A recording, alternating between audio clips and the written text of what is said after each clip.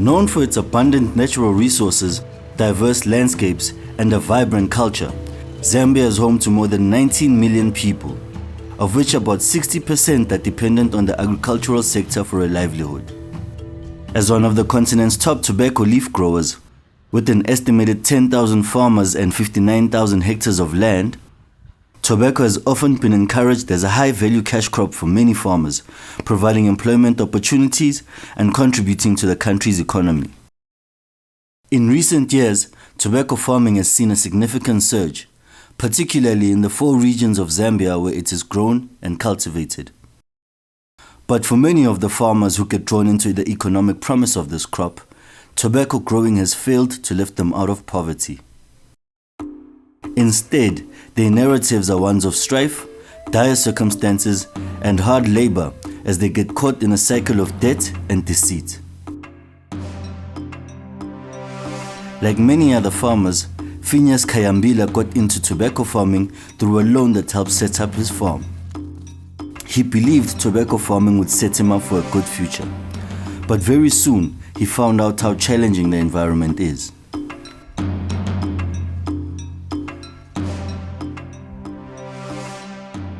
Minzi mwale isi irusire minzi kulatera mshitu kuna kuti kwai irukenise mwa butatawuru kuna kuti banana kwa likolo banyanda bakensa kuti runa bashemi terulatera likota mwa mshitu kuna kuti chwale banana kuzwa kwa skolo chwale kuti baye kwa skolo sebona ala butatawuru kuna kuti njimo ya kwai iyambarakani kafera mo mwa karumwange route butatawuru fumani kikusiya minzi ya runa, utata warufumani, kiri kota kusinyeha, utata warufumana, kimo reba, huko ni kulima zemu. Ni kikukara mariha kuyoliti konjina kwa kule kisa. Kuna kuti chwale, huko ni kusebeza zemu, wanda kwa ifera. Kuna kuti kwa iluti seze problemu, ni mibili kufokola, ni kuchembara kao bebe. Bakensa na kwa hiyo kakuli na kukaofera with committed au wona kuti maweka ze handi hakuna ni bana bahao so wa forcinga kuti bakone kukusebelesa kwa ikona kuti lwaba lwasinyani bupiro wa banana ona kuti kwa you can see the problem. But he is not alone. Like Phineas Kayambila, Fabi Kahare from the Kaoma district got into tobacco farming for the financial prospects. Njima kwa nento ikala ma 2019 kona mwana nento ikala bakensa kubona bupiro mwana so kupirira kuli nebe anelo kali madongo no sinande market kuli mwendi odume kote ni kwai kona kusitsa ko kuba kona kulekisa ko kwa market yabona so kona mwana nento ikala ma 2019 utata wane rufumana kakuba fama wa kwai wanne lileba kona kutatafira kuli amulima kwa ifale manse mubereka kwa manaka njimo ya kwa iki ya mangata ulu so kona kuteta number 1 mi hape nebe maawazi ene ruberekanga ikona kumingera the whole day inge mubereka fera mwakwa imo akona kupumula mi hape ni banana nefumana akuli ni basake nini hande skolo mwapushinga kuli bameberekisa kwa msebezi yale bakesa kuli kumusezi omuntu naho ruwo tukwa tubangata so ni basake nende skolo ne banana fona kuteta wene rufumana. To counter the influence that the tobacco industry has on the agricultural sector, and particularly on tobacco farmers, the World Health Organization's Global Treaty on Tobacco Control encourages countries to promote economically viable alternatives for tobacco farming.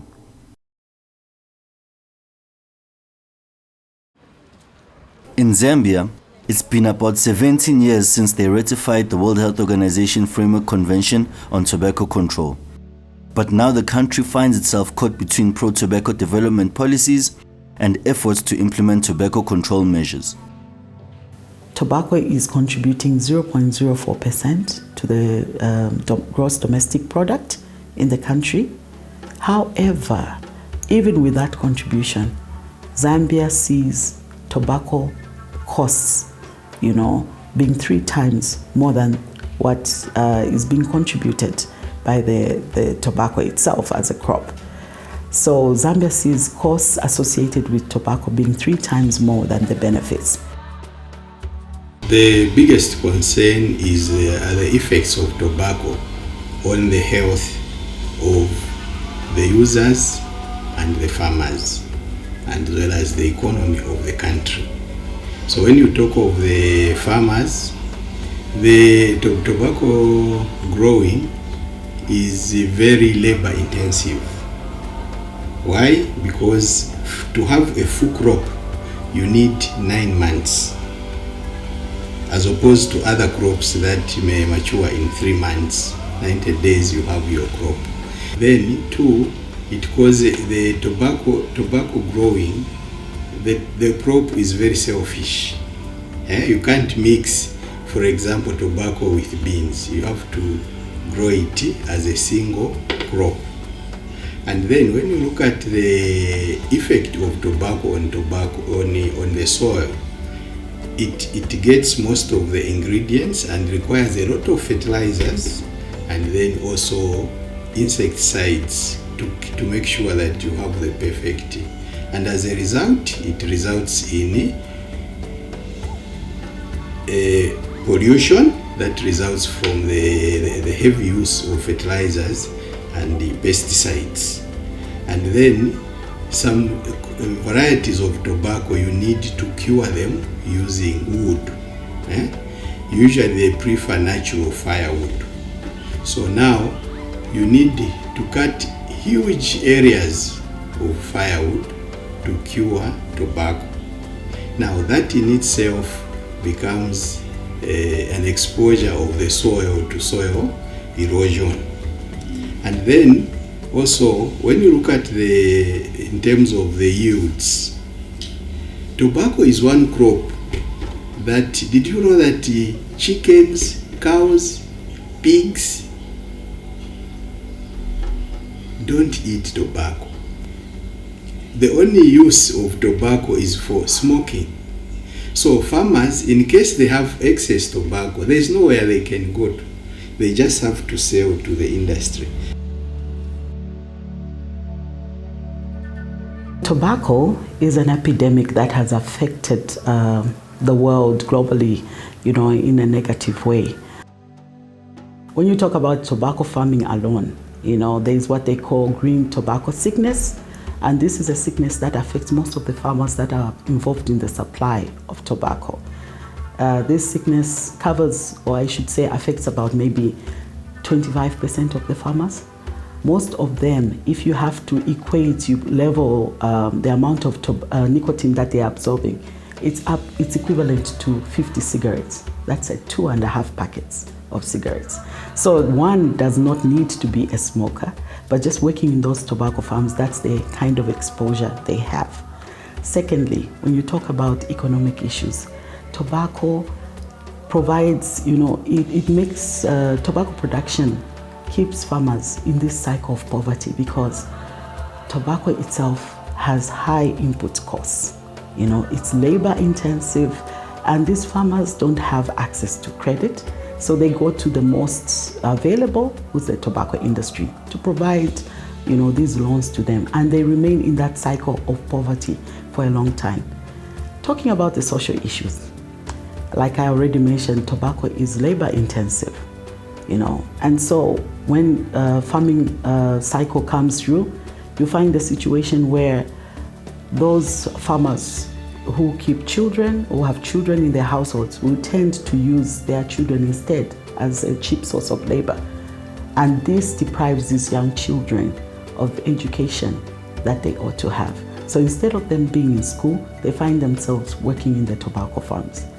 Then just to mention tobacco farming, if you look at the cycle, the supply value chain of tobacco, farming is the first link, providing a product which kills more than 8 million people every year globally. In Zambia alone, we have over 7,000 people dying due to tobacco-related illnesses. So it is something that is worth talking about. It has devastating consequences.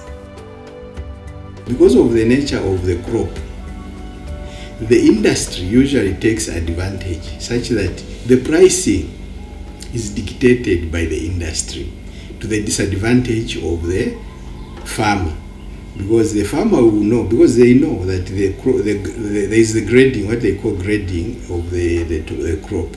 Now, in grading, the farmer will know that maybe this is grade A.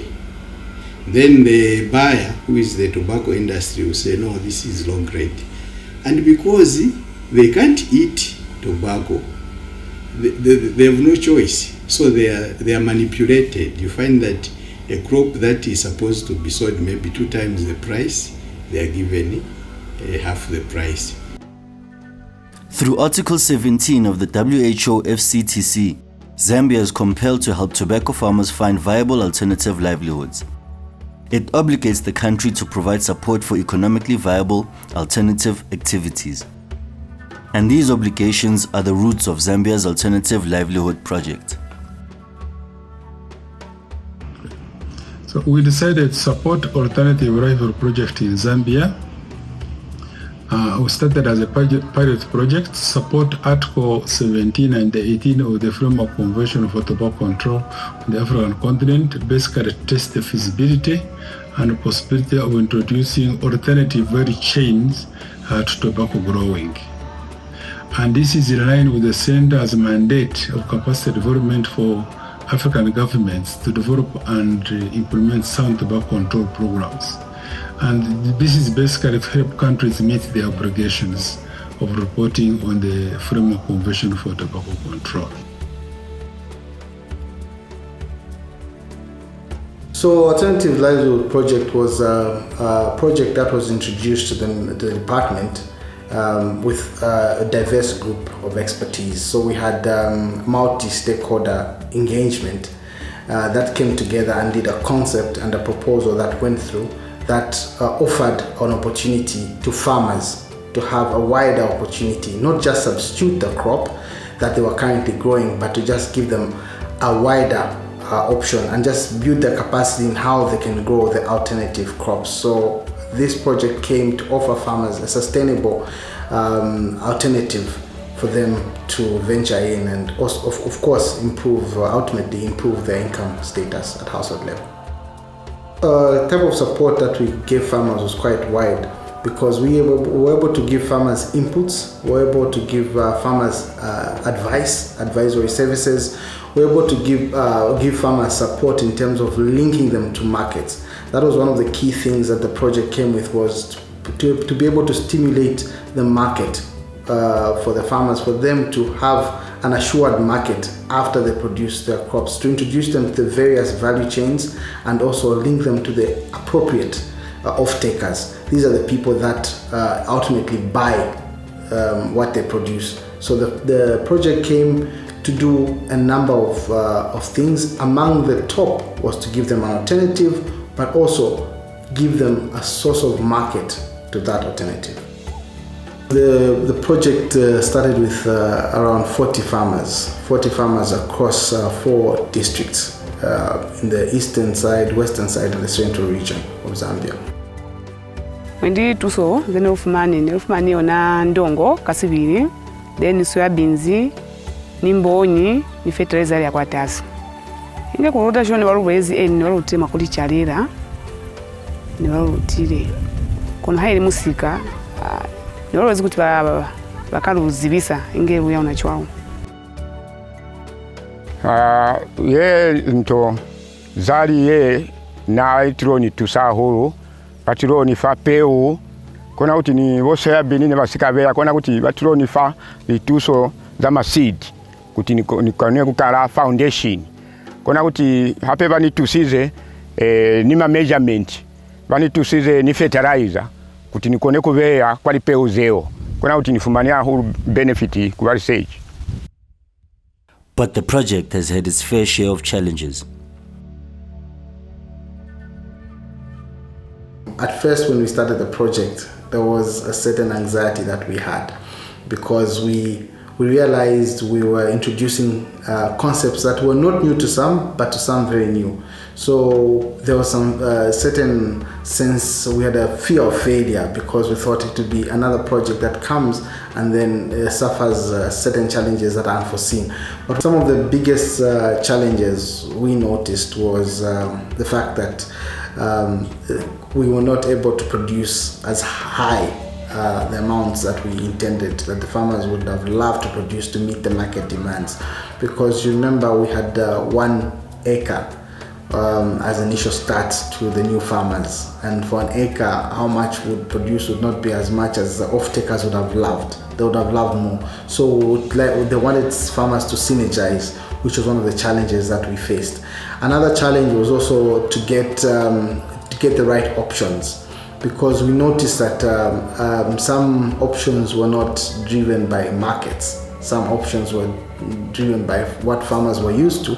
So a challenge was for us to be able to reconcile that market-driven options and farmer-preferred options, and also just the community influence, because we needed to make sure that what we grow is acceptable in the community and also is acceptable by the off-taker, and also to ensure that we were compliant with our farming methods. So we needed to use good practicing methods in terms of conservation and all those other sustainable practices.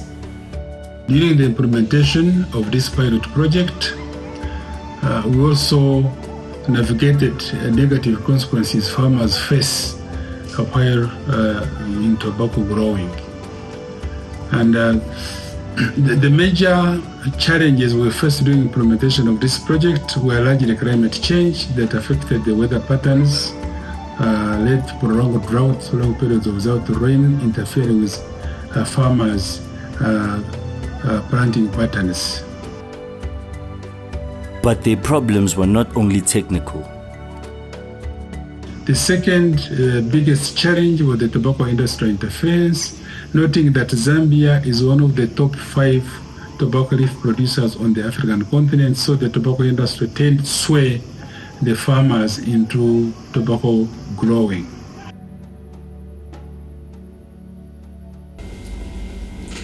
The challenge is that the industry is not sitting idle. In fact, every time that we visited the Chipata, the Chipangali project, immediately you leave the palace of the chief, you see the tobacco industry also going. So there is a lot of interference from the industry. Then too, for some time we didn't have a law to promote that. So as a ministry, we are in the process of enacting a law so that alternative livelihood becomes part of the activities that government will do to make sure that people are helped to transition from growing tobacco to other alternative livelihoods, so that they have, because when they stop growing, the argument has always been, how do we survive? So as a ministry and as a government as a whole, we have put it in our law that there should be that alternative of people switching from there and being supported to establish themselves in the new alternative livelihood. However, we managed to navigate this through intensive education to the communities and stakeholders, the local communities, the chiefs, as well as structures leading in the agriculture value chain. I would think the project was largely successful because we were able to work with farmers to understand the tactics of the tobacco industry, and were able to buy into the alternative livelihoods. Okay, so the alternatives are quite wide, broad, should I say. This is because we've got non-agricultural-based alternatives and agriculture-based alternatives. But I'll focus on the agriculture-based alternatives because that's my expertise. So Zambia has got quite vast land and variable ecological regions, and these are able to accommodate a wide variety of crops. So in terms of choice, the farmer, based on where they are, they were able to choose alternatives that suit their location and also market. Sustainable environment, healthy environment, you're able to see a farmer that's able to produce even for the international market, because the potential amongst our farmers is quite immense. Okay, we saw that government support on the project was quite good. So imagine a farmer that's supported, a farmer that has got the ability to produce even more, being supported by our stakeholders. In 10 years' time, I think would no longer call it a project. We'll just lay off and the farmers will be self-driven, because the evidence is there on the ground. The evidence for the farmer to see, because when we're giving farmers an alternative livelihood, we're giving them an option that is evidence-based. The Alternative Livelihoods program has introduced various crops to former tobacco farmers, from groundnuts and soybean to sorghum, maize and sunflowers. Selina is another farmer who has started to see a more viable livelihood from alternative farming practices. Munyemu shakatu chafwaka ili fertilizer twakatambula, ambeu twakatambula, wakatupa 20 kg ya nyemu a 50 kg ya fertilizer. Welucha folo twakaluchana nyemu twakatebula nakota tunakumanisha, so tutanda kwamba impashi tupangeko pinati tuchafurisheko bana, twawulishako twachafurishi kwao kubulongo, wala tupako pindu kwamba ibube kwa manyowa. Chino chindi manchevele, popukoni, anyemu, sunflower.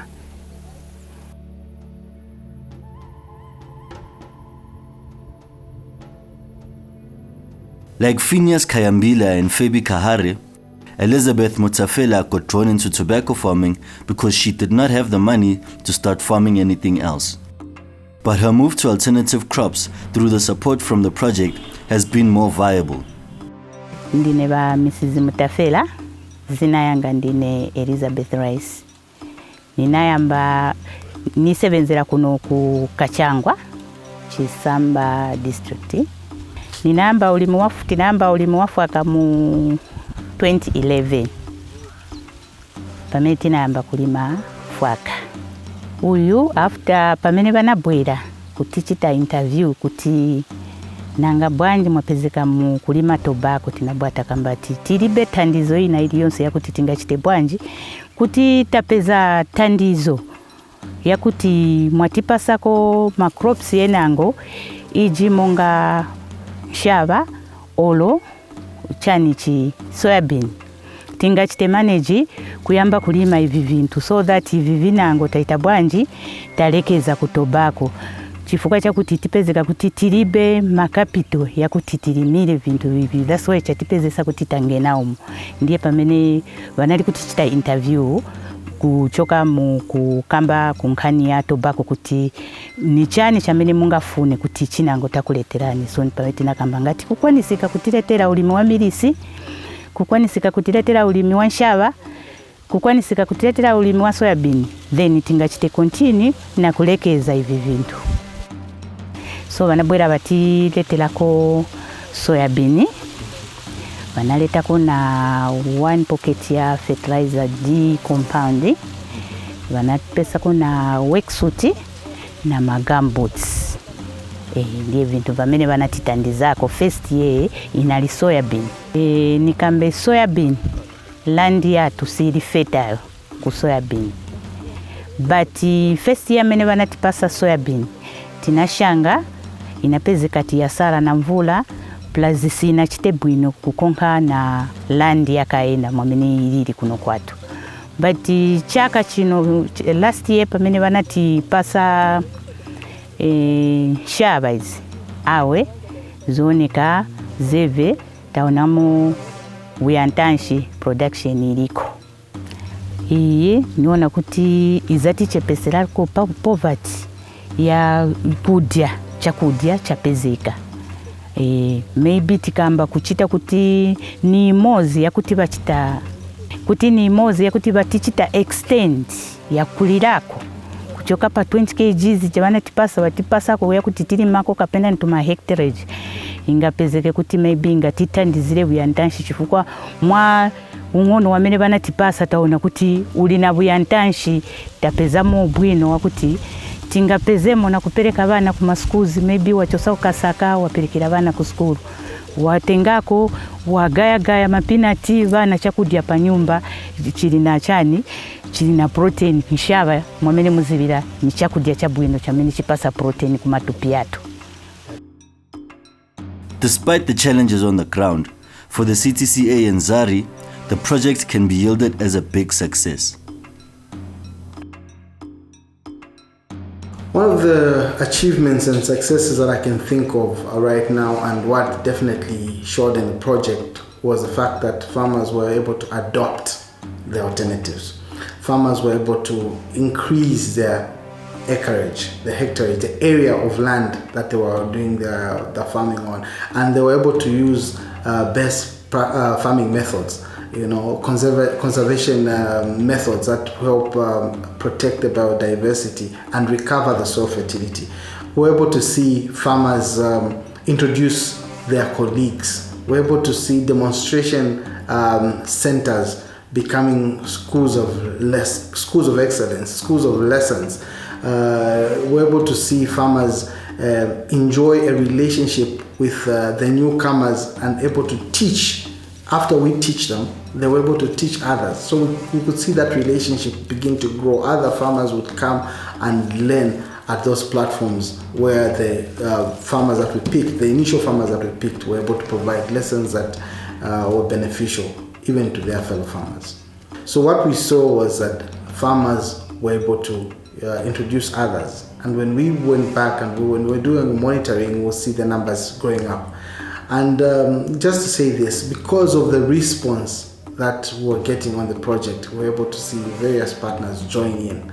And that was, to me, another success, because for such a project that didn't have such colossal amounts of money, to be able to see the United Nations, World Health Organization, World Food Program come in and offer their support to our farmers on the ground, that was exciting. For me, the scale might not be as wide, but the impact is what sort of the project, and what I see is the impact was immense.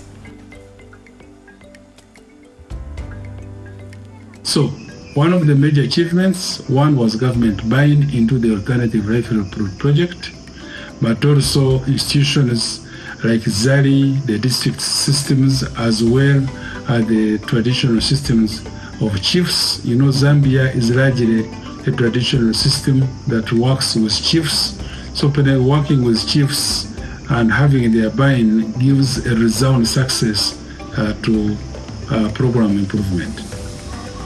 So the other big challenge, the other big achievement that we started with recruitment of 40 nucleus farmers, who recruited additional farmers, 400 farmers, and by the end of the project we had recruited over 600 farmers into alternative livelihoods. And to us, we think this was a very big achievement, and this resound achievement was achieved through use and buy-in of the traditional chiefs that are anchor of the community systems. Farmers like Phineas, Selina, Elizabeth, and Phoebe believe there is hope for the future of this project. Tiangana pa pamene tina ishanga nshava zakaena taona mwamene zina ikira pansi na mwamene zina gwirira, so taona kuti uyu ulimi una chitukuko kuti kupitirira apa pandimi zamene tinalima niziva tingankhale bwino, niziva tingatukuke kuno kwathu, tingambe kuchita bwino na vena vanzatu vamene sivalimo niziva vazati joina chaka chinango maybe tizakankhala vambiri. If support continues in the next 20 years, we'd see better yields. We'd see our yields reach their full potential. We'd see better farming practices, better farm management. We'd see healthy households. We would see families, households being able to sustain their livelihoods in terms of school-going children, in terms of the nutrition status. We would see a community that's happy. Okay, and we'll definitely have an environment that's good for every family to live in. In 20 years' time, I think we'll see a major difference. To be a life-changing experience, I think, for farmers to go through the experience of alternative livelihoods supported in the next 20 years. For me, I'm excited because the next 20 years also offers an opportunity for farmers to even venture into non-agricultural, livelihoods that would support, the households. Okay, because I know that we've been biased towards, of course, agriculture, but we'll see a diversified kind of economy at community level. So in the long run, what I hope is achieved, or what I expect is achieved, is I would like to see more adoption. Okay, I would like to see various crops being incorporated in the project, which will eventually be self-driven.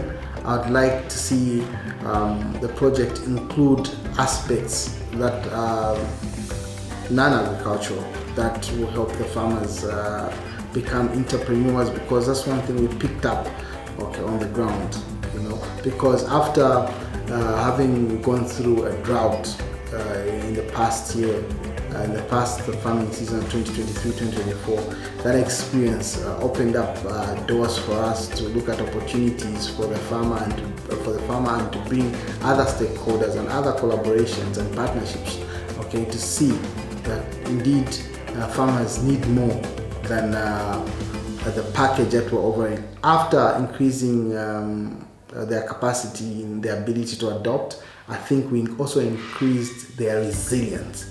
So I was able to see that, and next I would like to see more of other initiatives that not only are agricultural based but non-agricultural based alternatives. In terms of funding, we need to receive more funding. We need more support, and if we continue to receive more support in the next 10 years, we would have a group of farmers that are able to live a sustainable, healthy. In a sustainable environment, healthy environment, you're able to see a farmer that's able to produce even for the international market. I think WHO, yes, has been very instrumental in the implementation of the Alternative Livelihood Program, but I would also want to acknowledge the support that we received, from the World Food Program, whom we are working with currently on the project, and they've been very, very instrumental, providing markets for the farmers, for the produce that the farmers make. And also we have Ministry of Agriculture that has welcomed this program, with open arms. They've been very, very supportive of the program. We have seen Ministry of Community Development come on board. They are helping with providing support to our various farmers who have gone into savings groups. They're providing the needed skills, the needed knowledge. We have the Ministry of Health that is actually spearheading the sensitization program, and several civil society organizations, not to forget AMREF, that has played a very key role when it comes to advocacy issues. We have campaigned for tobacco-free kids. We have Development Gateway that are also supporting this initiative by ensuring that data is provided and is published, on whatever on the Alternative Livelihood Program implementation.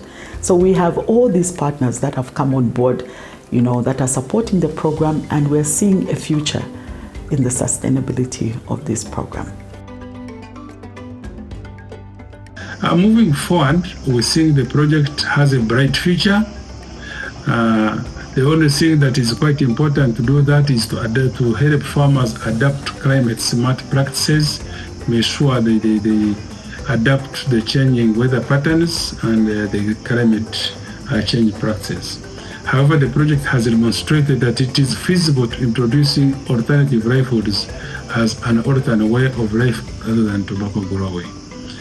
The project needs to be scaled out beyond the pilot areas and the areas where it is being implemented as today to the entire country, the region, and the entire African continent to enable countries and parties and stakeholders to omit the abrogation of the Framework Convention for Tobacco Control in respect to Article 17 and Article 18 of the FCTC.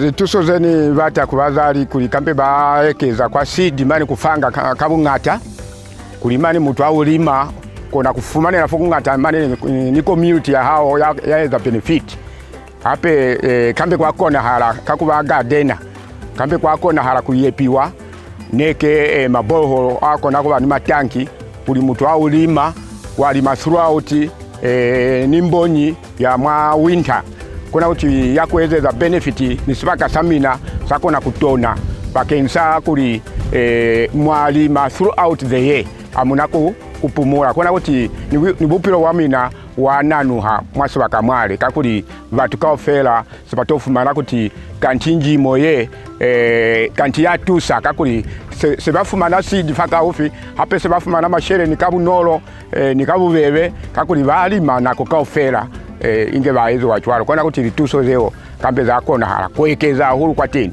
ni mastream kuti akone kweza anto maboroho amanga